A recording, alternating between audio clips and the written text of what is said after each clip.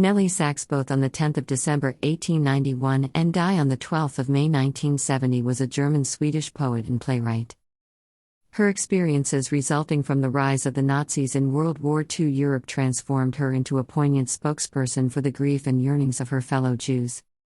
Her best-known play is Ein Mysterienspiel von Leiden Israels.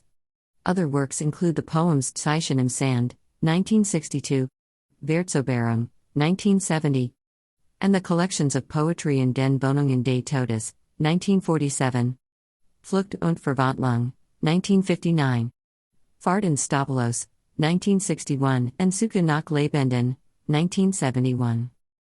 She was awarded the 1966 Nobel Prize in Literature. Nelly Sachs was born in Berlin-Schöneberg, Germany, in 1891 to a Jewish family. Her parents were the wealthy natural rubber and gutta percha manufacturers Georg William Sachs, 1858–1930, and his wife Margareta, née Karger, 1871–1950. She was educated at home because of frail health. She showed early signs of talent as a dancer, but her protective parents did not encourage her to pursue a profession. She grew up as a very sheltered, introverted young woman and never married. She pursued an extensive correspondence with her friends Selma Lagerlöf and Hilda Dohmann. As the Nazis took power, she became increasingly terrified, at one point losing the ability to speak, as she would remember in verse, "When the Great Terror came, I fell dumb." Sachs fled with her aged mother to Sweden in 1940. It was her friendship with Lagerlöf that saved their lives. Shortly before her own death, Lagerlöf intervened with the Swedish royal family to secure their release from Germany. Sachs and her mother escaped on the last flight from Nazi Germany to Sweden, a week before Sachs was scheduled to report to a concentration camp.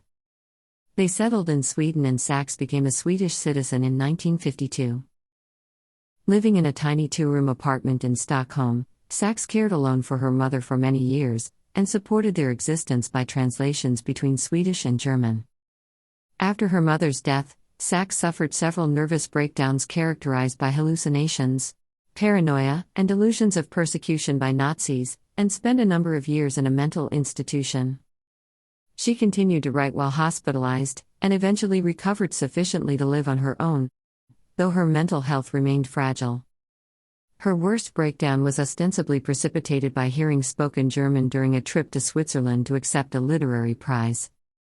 But she maintained a forgiving attitude toward younger Germans, and corresponded with many German-speaking writers of the post-war period, including Hans Magnus Enzensberger and Ingeborg Bachmann. On the 127th anniversary of her birthday, December 10, 2018, Sachs was commemorated with a Google Doodle in parts of Europe and the US. Thanks for watching HerStory channel. Don't forget to like the video and subscribe our channel.